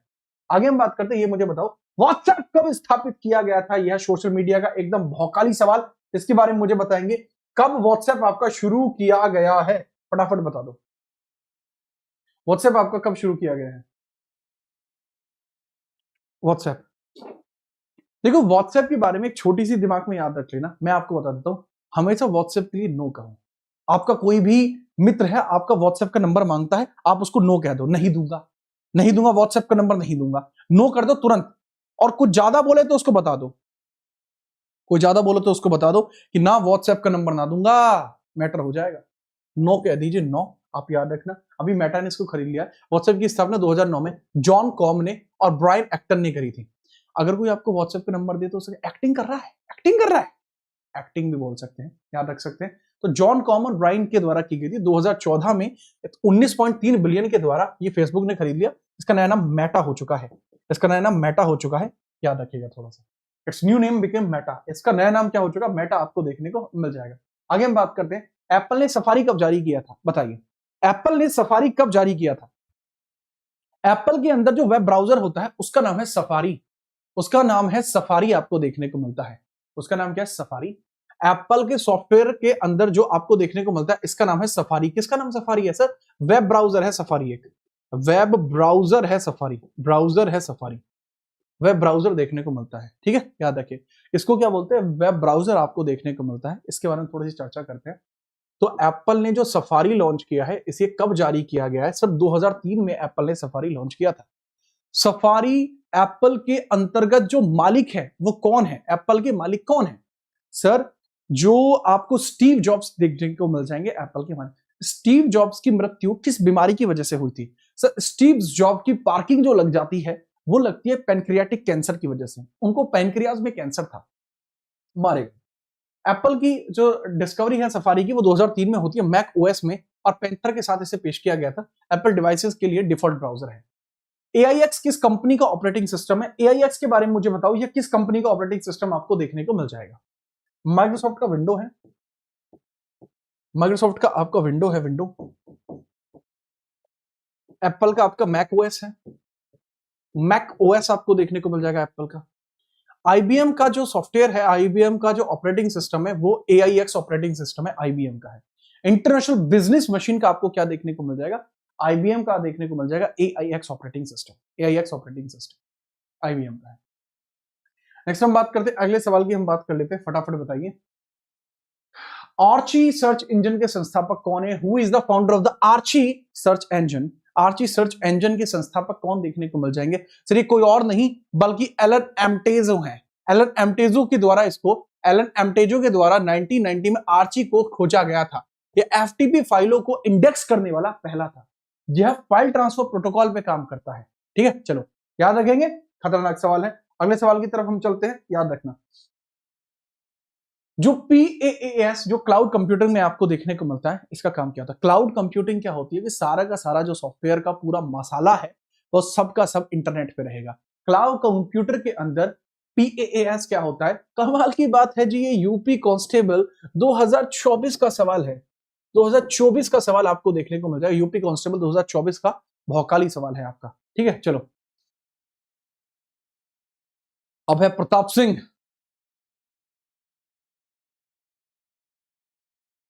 पीडीएफ इसकी आपको मिल जाएगी। Platform is as a service, platform as a service आपको देखने को मिलता है। PaaS का जो फुल फॉर्म है, प्लेटफॉर्म एज ए सर्विस आपको देखने को मिलता है। फटाफट बताओ कौन सा रोबोटिक्स प्रोसेस ऑटोमेशन का उपकरण नहीं है? Sir blue prism is a automation, blue prism में रोबोटिक प्रोसेस में ऑटोमेशन आता है। यूआई पाथ भी ऑटोमेशन का है, ऑटोमेशन एनीवेयर भी है, लेकिन जो पावर सेंटर है ये ऑटोमेशन का नहीं है। This is a hardwarical devices, hardwarical devices में यह यूज होता है। UiPath Blueprint Automation Anywhere RP उपकरण है। जो पावर सेंटर है ये डेटा इंटीग्रेशन टूल है, ये आपको देखने को मिलता है, वो डायरेक्टली नहीं है। गूगल को कब निजी कंपनी के रूप में शामिल किया गया था? गूगल को कब निजी कंपनी के रूप में शामिल किया जाता है इसके बारे में बताइए। गूगल की एस्टैब्लिशमेंट होती है 1997 में, बस उसको प्राइवेट कंपनी का दर्जा कब मिलता है? सर वो मिलता है 1998 में। तो गूगल को जो दर्जा मिला है वो 1998 में दर्जा मिलता है गूगल को। 1998 में गूगल को दर्जा मिलता है, कैसा? प्राइवेट कंपनी का दर्जा मिलता है। इसको प्राइवेट कंपनी का दर्जा मिलता है गूगल को 1998 में, याद रखेंगे, बहुत बढ़िया। 1998 में मिलता है दर्जा। लैरी कॉलिंस और शर्गी बेन के द्वारा इसको बनाया गया था। लैरी कॉलिंस और शर्गी बेन के द्वारा इसको बनाया गया था। फटाफट बताओ। वह नेटवर्क जो इंटरनेट का आधार बना, 1969 के अंदर ARPANET लॉन्च होता है, 1969 के अंदर ARPANET लॉन्च होता है, जो किसका एग्जाम्पल बनता है, किसका आधार बनता है? इंटरनेट का आधार बनता है ARPANET 1969 में। यूएसए के अंदर आपको ये होता है, यूनिवर्सिटी ऑफ ऊटा में देखने को मिला ARPANET। हाइपरटेक्स्ट ट्रांसफर प्रोटोकॉल आपको देखने को मिल जाएगा। ARPANET के बारे में याद रखना, ARPANET 1960 के दशक में बना, इंटरनेट का आधार बना। यह शोध संगठनों तक सीमित था शुरुआती तौर पर, यह केवल रिसर्चर्स के पास हुआ करता था। नेक्स्ट है, गूगल की स्थापना लैरी पेज और शर्गी बेन के द्वारा की गई है। शर्गी बेन पल्ले वाला है और उल्ले वाला है सर्गी बेन, और पल्ला वाला जो है वो लैरी पेज है।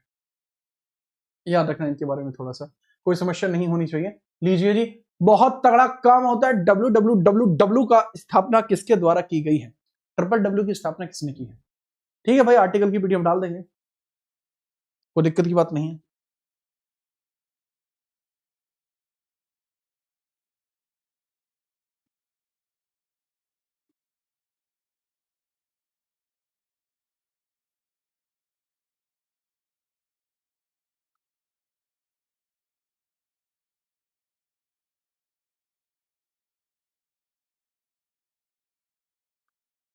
फटाफट बता। अरे ये तो आसान है, इसका तो बता दोगे, इसका तो बता दोगे। मैं आपके लिए नई फाइल का इंतजाम कर रहा हूं, साइबर सिक्योरिटी की फाइल लगा लेता हूं, साइबर सिक्योरिटी की फाइल लगा लेता हूं।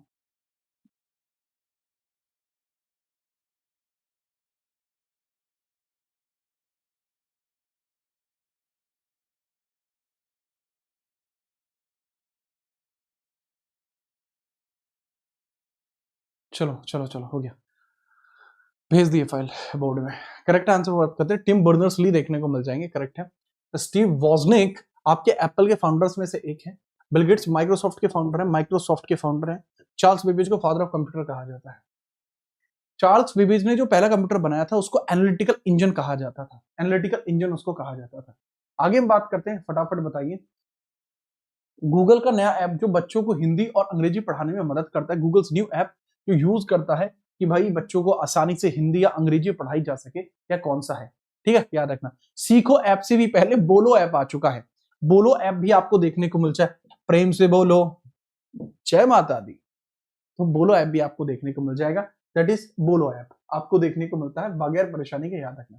आगे हम बात करते हैं, बताइए फटाफट से, जो ASCII की फुल फॉर्म आपको क्या देखने को मिल जाएगी? ASCII की फुल फॉर्म आपको क्या देखने को मिल जाएगी, इसके बारे में जरूर बताइए।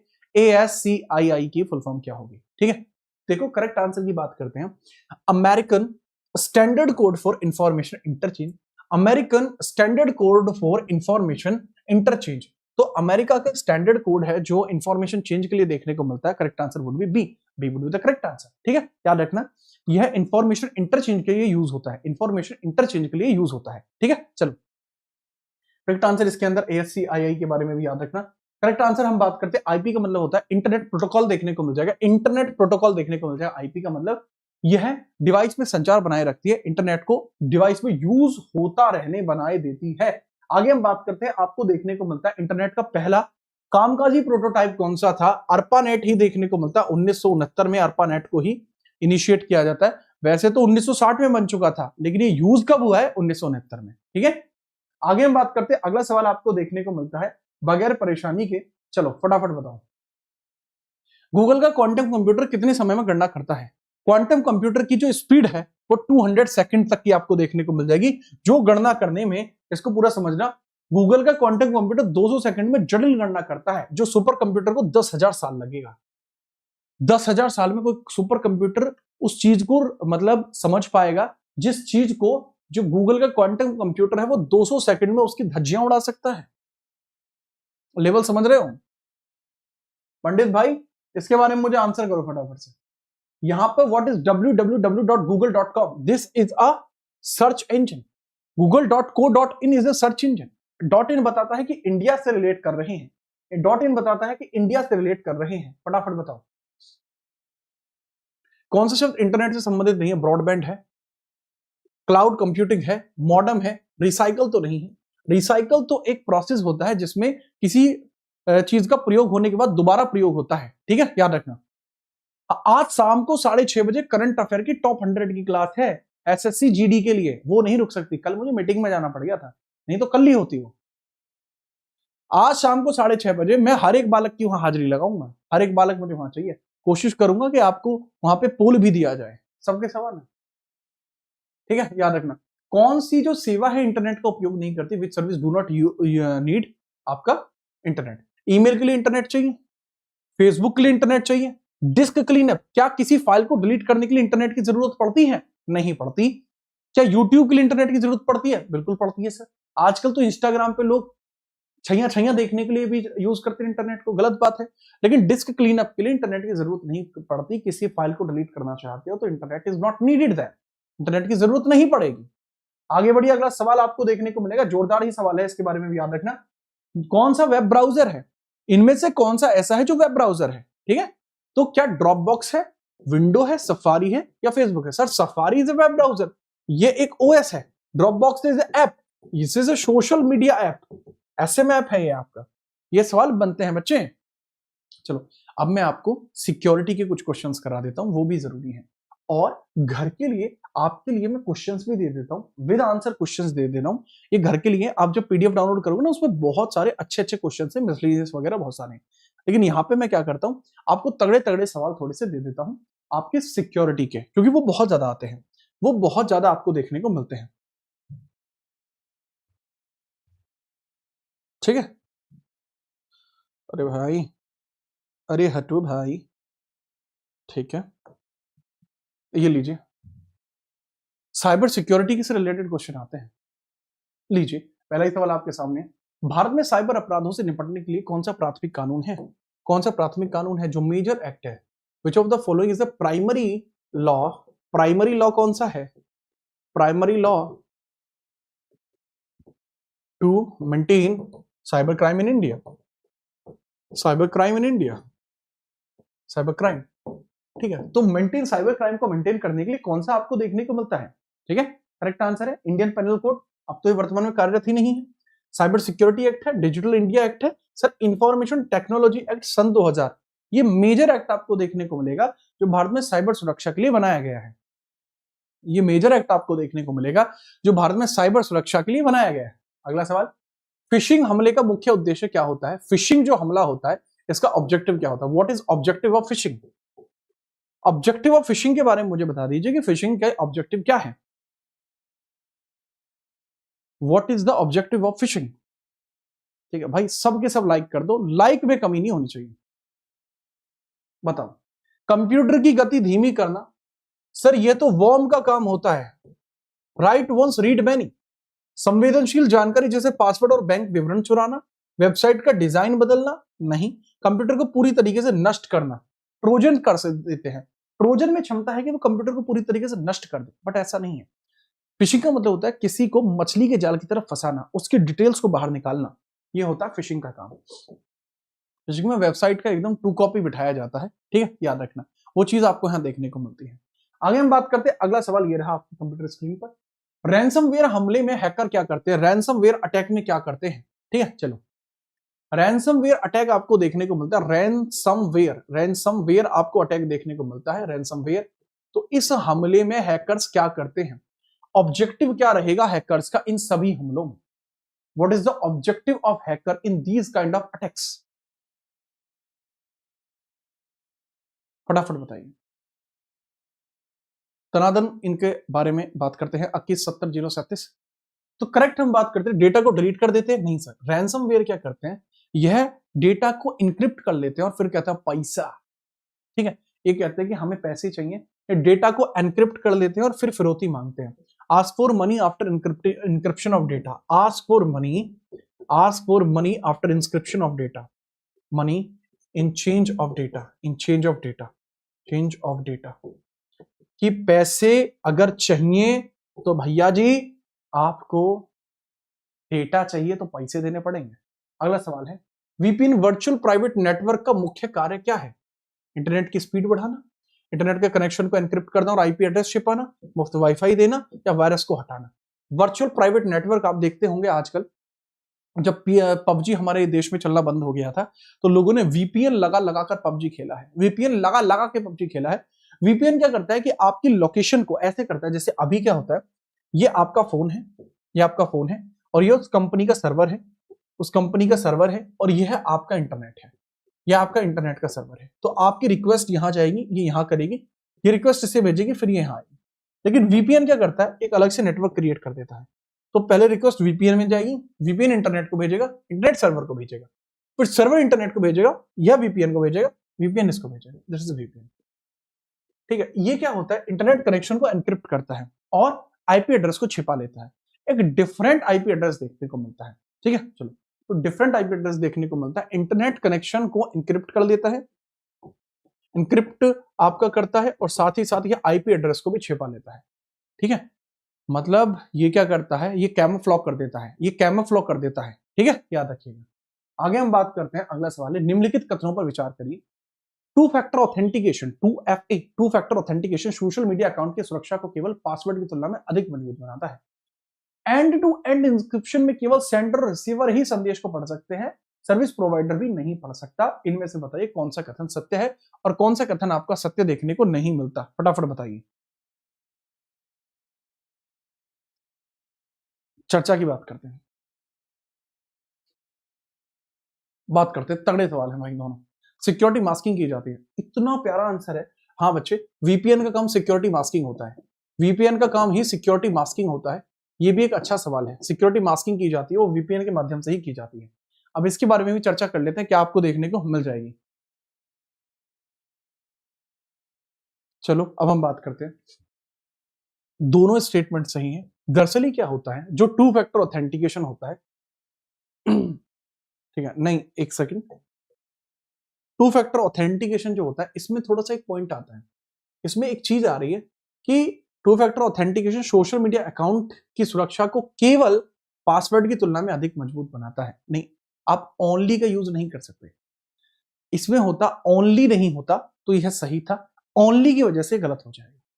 ठीक है, ध्यान रखना, ओनली या केवल, कई बार क्वेश्चन को गलत कर देते हैं कि केवल पासवर्ड की तुलना में अधिक मजबूत बनाता है, नहीं, काफी मजबूत बनाता है। करेक्ट आंसर होगा ओनली टू। ओनली लगे होने की वजह से गलत है, नहीं तो ये सही है। अगर ओनली ना होता तो ये सही होता, मैं बता रहा हूं। अगला सवाल है, सोशल मीडिया प्लेटफॉर्म पर डेटा प्राइवेसी के संदर्भ में कौन सा कथन सही है, इसके बारे में बताना है। देखो, सोशल मीडिया पर डेटा प्रोटेक्शन को लेकर अलग अलग चीजें आपको देखने को मिलेंगी। ठीक है, चलो, जैसे GDPR, journal data protection regulation, यूरोपीय यूनियन का एक कानून है जो व्यक्तिगत डेटा की सुरक्षा करता है।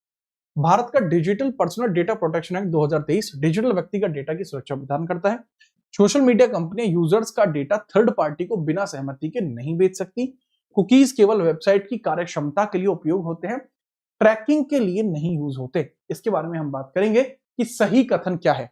डेटा प्राइवेसी के बारे में आपसे कथन पूछा गया है, तो सही कथन के बारे में चर्चा करिए। कौन कौन सा कथन आपको यहां सही देखने को मिल रहा है, इसके बारे में चर्चा करते हैं।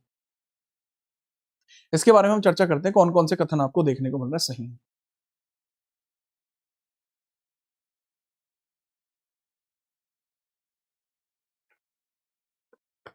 फटाफट, क्या क्या काम है। देखो, इसके अंदर सारे स्टेटमेंट लगभग सही लग रहा है, लगभग सही लग रहा है, लेकिन ये स्टेटमेंट गलत है। कुकीज का स्टेटमेंट गलत है। ठीक है, नहीं, जो कुकीज होते हैं ये केवल वेबसाइट की कार्यक्षमता का उपयोग करते हैं, but they track, cookies track करते हैं। इसका स्टेटमेंट होगा 1 2 3। कुकीज ट्रैक करते हैं, कुकीज आपकी चीजों को ट्रैक करते हैं। ठीक है, कुकीज आपकी जो लोकेशन है उस चीज को ट्रैक करते हैं, जिससे कि आपको वेबसाइट चलाने में सहूलियत मिले। ये इसमें काम किया जाता है। कुकीज आपको थोड़ा सा देखने को मिलते हैं। अब यह एक कानून बन चुका है, जो digital personal data protection act 2023 का है। यह आपका पारित होता है 2025 में। अगला सवाल ये रहा, इंफॉर्मेशन टेक्नोलॉजी एक्ट सन 2000 भारत में साइबर अपराधों में निपटने के लिए प्राथमिक कानून है। भारतीय साइबर अपराध समन्वय केंद्र I4C जो है गृह मंत्रालय के अधीन आता है। और तीसरा है intermediate guideline and digital media ethics code 2021 social media platforms को ड्यू डिलीजेंस का पालन करने के लिए बाध्य करता है। जितने भी सोशल मीडिया प्लेटफॉर्म्स है इनको ड्यू डिलीजेंस के लिए पालन करने के लिए बाध्य करता है कि सोशल मीडिया का प्रयोग सही तरीके से हो, सही तरीके से होना चाहिए। बात बताओ इस वाले पॉइंट को। ये होता है कि अभी रिसेंटली गवर्नमेंट ऑफ इंडिया के द्वारा कहा गया है कि रिस्पॉन्सिबल आपको यूजेज करना है, रेस्पॉन्सिबल यूजेज होना चाहिए, कंसेंट होनी चाहिए, तभी आपका कोई भी ऐसा कार्य है जो डिजिटल मीडिया पे आप करने जा रहे हैं वो तभी कर सकते हैं। आपको रेस्पॉन्सिबल बिहेवियर के साथ ही, रेस्पॉन्सिबल आपके माइंडसेट के साथ ही आपको सोशल मीडिया यूज करनी है। बगैर उसके सोशल मीडिया यूज करोगे तो गलत है। तीनों पॉइंट सही है, तीनों पॉइंट सही है। ठीक है, अगला सवाल ये रहा, निम्नलिखित में से कौन से सोशल मीडिया पर साइबर बुलिंग के प्रकार हैं? फटाफट बताओ, साइबर बुलिंग के प्रकार आपके कौन कौन से हैं? What are the type of cyber bullying? Cyber bullying के प्रकार के बारे में आपसे पूछा जा रहा है, फटाफट बताइए, साइबर बुलिंग के प्रकार कौन से हैं?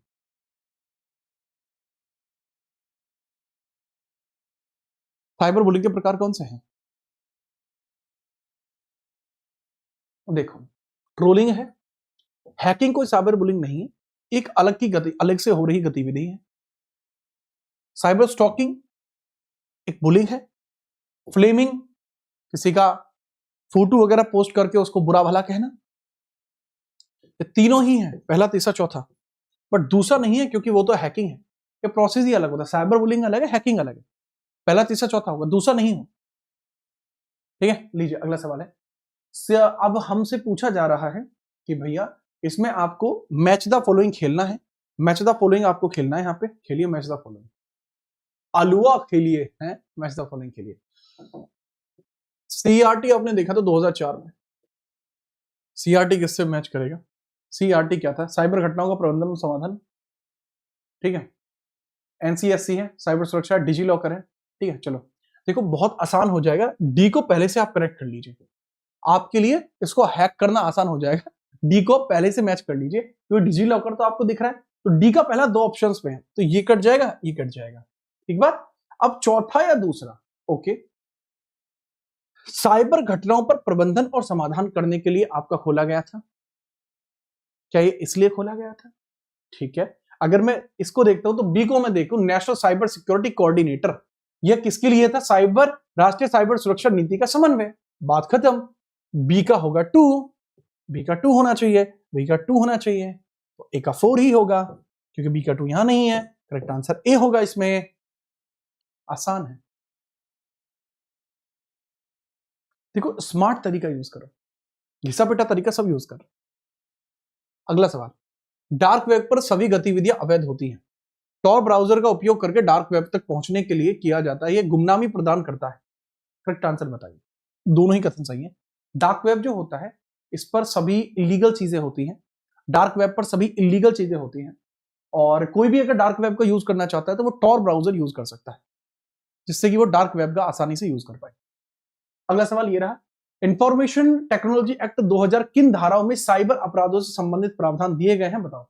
43 कंप्यूटर से छेड़छाड़, 66 कंप्यूटर संबंधी अपराध, 66 आपत्तिजनक संदेश भेजना, 67 अश्लील सामग्री का प्रकाशन किसी कंप्यूटर सिस्टम से किया जाना।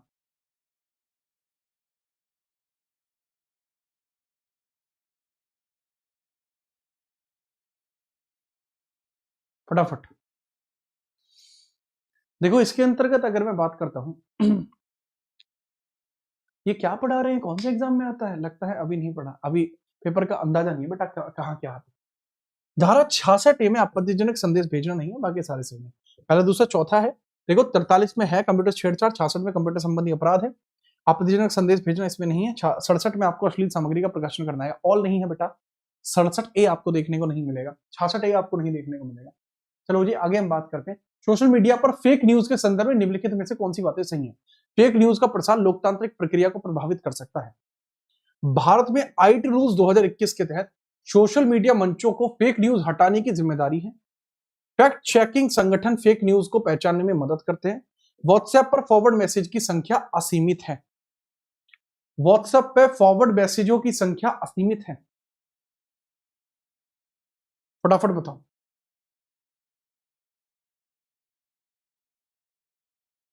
फटाफट चर्चा करते हैं। देखो अगर हम बात करते हैं, फेक न्यूज का प्रसार लोकतांत्रिक प्रक्रिया को प्रभावित कर सकता है, जी हाँ। अगर अभी कोई फेक न्यूज फैला दे कि एप्स्टीन फाइल के अंदर जो मोदी जी का चित्रण है वो बहुत ही गलत प्रकार से किया गया है, ये एक फेक न्यूज हो जाएगी, तो हाँ इससे लोकतांत्रिक प्रक्रिया प्रभावित होगी, होगी कि नहीं होगी? बिल्कुल होगी। आईटी रूल्स 2021 के तहत सोशल मीडिया की मंचों को फेक न्यूज हटाने की जिम्मेदारी है, बिल्कुल है। फैक्ट चेकिंग संगठन फेक न्यूज की पहचान करने में मदद करते हैं, बिल्कुल करते हैं। व्हाट्सएप पर फॉरवर्ड मैसेज की संख्या असीमित है, नहीं है, 5 है अभी। आप एक बार में एक मैसेज को 5 लोगों तक ही भेज सकते हैं। अबे ये तो तुम्हें पता है, व्हाट्सएप में सबको भेज दोगे तुम मैसेज? ठीक है, याद रखना। पहला, दूसरा, तीसरा, चौथा नहीं। अगला सवाल है, निम्नलिखित पर विचार करिए, ब्लॉकचेन टेक्नोलॉजी साइबर सुरक्षा में डेटा की अखंडता सुनिश्चित करने में मदद करता है। क्वांटम कंप्यूटिंग पारंपरिक एन्क्रिप्शन विधियों के लिए खतरा पैदा कर सकती है। बायोमेट्रिक ऑथेंटिकेशन पासवर्ड आधारित सुरक्षा से हमेशा अधिक सुरक्षित होती है। बताएं, आपके समक्ष चीजें आपको देखने को मिलते हैं। बेहतरीन सवाल आपके सामने लाया गया है, डेटा सिक्योरिटी का ही क्वेश्चन है, इसके बारे में बात करते हैं फटाफट। आगे हम बात करते हैं, जो ब्लॉकचेन टेक्नोलॉजी है, ये साइबर सुरक्षा में डेटा की अखंडता सुनिश्चित करने में मदद करता है, ठीक है, ये परफेक्ट है। क्वांटम कंप्यूटिंग पारंपरिक इंस्क्रिप्शन विधियों के लिए खतरा नहीं बनेगा, क्वांटम कंप्यूटिंग उनको बेहतर कर सकता है, ना कि खतरा। बायोमेट्रिक ऑथेंटिकेशन पासवर्ड से हमेशा बेहतर है, बेहतर है, तो केवल 2 ही स्टेटमेंट इसमें सही है। ऑप्शन बी इसमें सही नहीं होगा। आगे बढ़िए, अगला सवाल। इनको थोड़ा सा आपको बताना है, यह है आपके किस किस प्रकार के प्लेटफॉर्म है। इनको तो बताने में मुझे लगता है कि आप मुझे भी पीछे छोड़ देंगे कि क्या क्या है। ट्विटर क्या है, टिकटॉक क्या है मुजरा प्लेटफॉर्म पहले भी था, आजकल ये काम इंस्टाग्राम ने ले लिया है। बहरहाल बात करते हैं। अगर मैं बात करूं इंस्टाग्राम के बारे में, ये फोटो और वीडियो शेयरिंग के लिए इंस्टाग्राम आपका यूज होता है, ठीक है। और माइक्रो ब्लॉगिंग के लिए, शॉर्ट वीडियो शेयरिंग के लिए, आपका पेशेवर नेटवर्किंग के लिए लिंक्डइन होता है, प्रोफेशनल नेटवर्किंग कम्युनिकेशन के लिए होता है। अब माइक्रो ब्लॉगिंग के लिए है या फिर शॉर्ट वीडियो शेयरिंग के लिए, शॉर्ट वीडियो शेयरिंग के लिए टिकटॉक है, माइक्रो ब्लॉगिंग के लिए ट्विटर जो है आपका, ऐसे होगा। ए का 4 होना चाहिए, ए का 4 दो ही ऑप्शंस में है। ए का 4 होना चाहिए, बी का होना चाहिए, बी का होना चाहिए 3, बी का 3, करेक्ट आंसर ए होगा। ठीक है, याद रखेंगे, बहुत बढ़िया। अगला सवाल ये रहा, कम से कम 8 से 12 अक्षर लंबा स्ट्रॉन्ग पासवर्ड की विशेषता क्या है? छोटे और बड़े अंकों का मिश्रण होना चाहिए, संख्या और विशेष वर्णों का उपयोग होना चाहिए, व्यक्तिगत जानकारी जैसे नाम या जन्मतिथि का उपयोग नहीं होना चाहिए।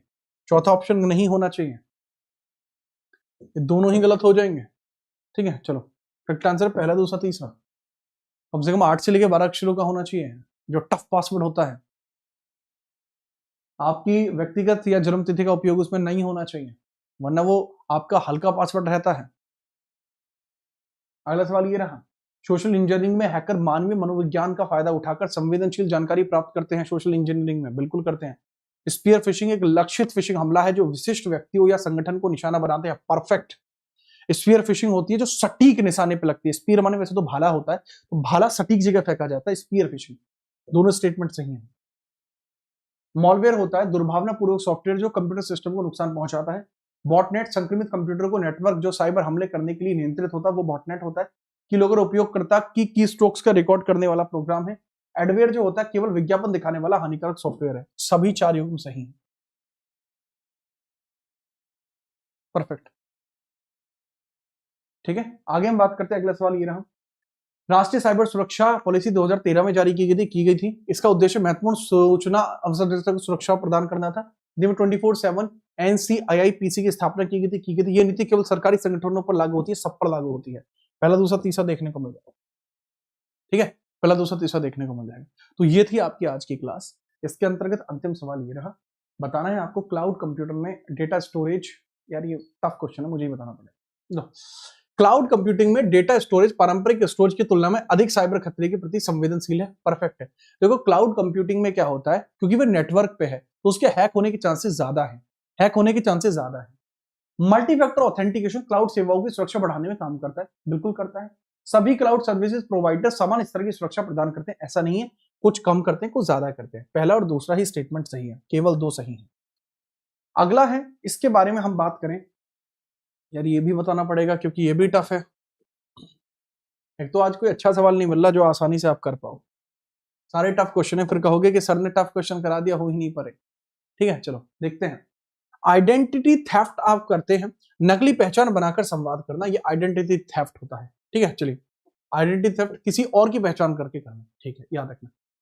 स्पूफिंग का मतलब होता है डोमेन नाम का अनाधिकृत पंजीकरण। नहीं, ठीक है, नहीं, ये पहला तो ये पहले का हो जाएगा, ए का हो जाएगा पहला, ए का पहला 2 ऑप्शंस में है।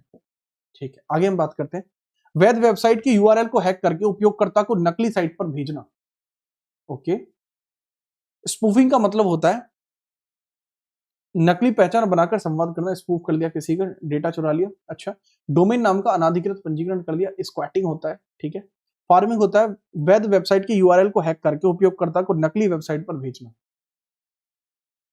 देखो फार्मिंग का मतलब होता है गलत डोमेन का चुनाव करना। ठीक है, डी कर नहीं। देखो बच्चे, आइडेंटिटी थेफ्ट से हमें पता लगता है कि हाँ सर, किसी और की जो जानकारी है, किसी और की जो विशेषता है, नाम है, वो हमने चुरा लिया, तो यह आपको देखने को मिलेगा। इसके बाद हम बात करते हैं साइबर स्क्वैटिंग का मतलब क्या होता है। साइबर स्क्वैटिंग का मतलब ये होता है कि भैया वैध वेबसाइट के यूआरएल को हैक करके उपयोगकर्ता को नकली साइट पर भेजना, ये साइबर स्क्वैटिंग है। ठीक है, सी के बारे में अगर हम बात करेंगे, सी स्पूफ करने का मतलब होता है नकली पहचान बनाकर संवाद करना, और फार्मिंग का मतलब होता है डी का 2। दिक्कत है इसमें, दिक्कत यह है कि डी का 4 होगा, ये दो तो मैंने सही बना दिया, बी का 3 होना चाहिए, बी का 3 ये होगा, सी का 2 होना चाहिए, सी का होना चाहिए 2 डोमेन बनाकर अनाधिकृत पंजीकरण, और डी का होना चाहिए 4 नकली पहचान बनाकर फार्मिंग संवाद करना। ठीक है, ओके है, करेक्ट है। It's Prashant आर्यकर। सर अपना ही सब्जेक्ट पढ़ा लो, मेरा ही सब्जेक्ट है भाई। ठीक है, आगे हम बात करते हैं सोशल मीडिया में प्राइवेसी के संदर्भ में निम्नलिखित में से कौन सी बातें सही हैं, इसके बारे में चर्चा करते हैं। उपयोगकर्ता को नियमित रूप से अपनी प्राइवेसी सेटिंग्स की समीक्षा करनी चाहिए, सही बात है। सभी पोस्ट को पब्लिक रखना सबसे सुरक्षित विकल्प है, नहीं है। थर्ड पार्टी ऐप को सोशल मीडिया अकाउंट एक्सेस देने से पहले सावधानी बरतनी चाहिए, करेक्ट है। लोकेशन शेयरिंग को बंद करना सुरक्षा बढ़ा सकता है, ये भी करेक्ट है। पहला, तीसरा, चौथा आपको देखने को मिल जाएगा, ठीक है, याद रखना। अब इसके आगे आपको देखने को मिल जाएगा ये क्वेश्चन, इसको आप बता सकते हैं क्रिप्टो ट्रांजैक्शन को ट्रैक करना असंभव है क्योंकि वो पूरी तरीके से गुमनाम है। सोशल मीडिया पे क्रिप्टो करेंसी से संबंधित स्कैम और धोखाधड़ी बढ़ रही है, इसके बारे में बात करना कौन सा सही है कौन सा नहीं है। आज के लिए इतना ही रहेगा। अब आपसे मुलाकात करेंगे 6:30 बजे, ठीक 2 घंटे के बाद आपसे मुलाकात होगी 6:30 बजे, और वो 6:30 बजे जो आपसे मुलाकात होगी वो होगी आज के इस बेहतरीन ताबड़तोड़ भौकाली सेशन में, जिसमें हम करंट अफेयर वन शॉट करने वाले हैं। मैं आपको सीधा यहीं पर डाइवर्ट कर रहा हूं, इन लाइकों को फटाफट से कर देना, फटाफट लाइक करके आर पार का मैटर कर दो, ठीक है। पीडीएफ जीत राणा जीएस पर। जय हिंद, वंदे मातरम।